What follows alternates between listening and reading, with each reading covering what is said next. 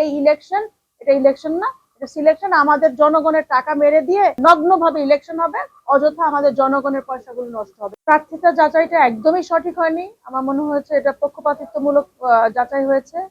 আর এটা এত সিলি একটা ম্যাটার, আমার কাছে মনে হয় আর কোনো লুপ হোল ধরতে না পারার কারণে এটাকে একটা কারণ বানিয়েছে। আমার কাছে মনে হয় এটা কোনো মানে ইস্যু না, এটা আমাদের সময় নষ্ট করা। আর সবচেয়ে বড় কথা, 3জন স্বতন্ত্র প্রার্থী বাদ হয়ে যেতে পারে, এটা আমার আমার জানা নাই।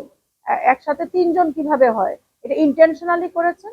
এবং আমার মনে হয় আমি আপিলে যাব, এবং আমার অন্যান্য প্রার্থীরাও মেবি শুনেছি আপিলে যাবেন। আর এটা আপিলে যাওয়া উচিত। আমাদের নির্বাচনে আমরা অ্যাপিল যা বলবে তাই আমরা মেনে নিব, কিন্তু এটা প্রমাণ করতে হবে যে হোয়াট ইজ আওয়ার ফল্ট। এবং এই ধারাটা একদমই সুন্দর হয়নি, এবং এটা পক্ষপাতমূলক এমনই মানে চোখে লেগেছে যে সব দলীয় নমিনেশন দিয়েছে, মানে যারা স্বতন্ত্র প্রার্থী তাদেরকে নমিনেশন দেয়নি।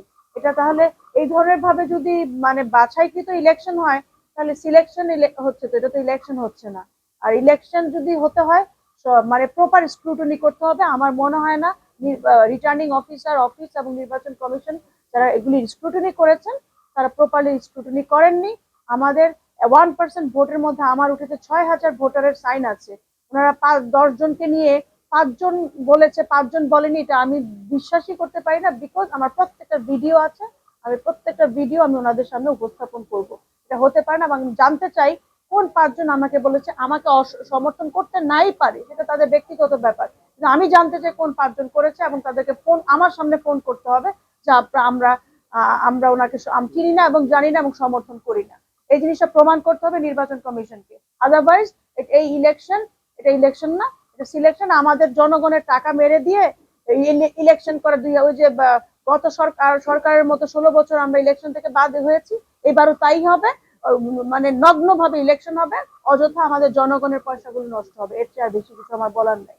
আমি খুব ক্ষুব্ধ, এবং আমি এইটার প্রতিবাদ জানাই এবং অ্যাপিলে যাব। অবশ্যই অবশ্যই তুমি আজকে আমরা স্বতন্ত্র প্রার্থী হিসেবে দাঁড়িয়েছি, আরো তো অনেক উদীয়মান লোকজন আছে যারা দেশকে প্রতিনিধিত্ব করতে পারে, তাদেরকে সামনে আসতে দেওয়া উচিত বলে আমার মনে হয়। 1-2 দলের মধ্যে থেকে আমরা কি অর্জন করতে পারবো আমরা জানি না।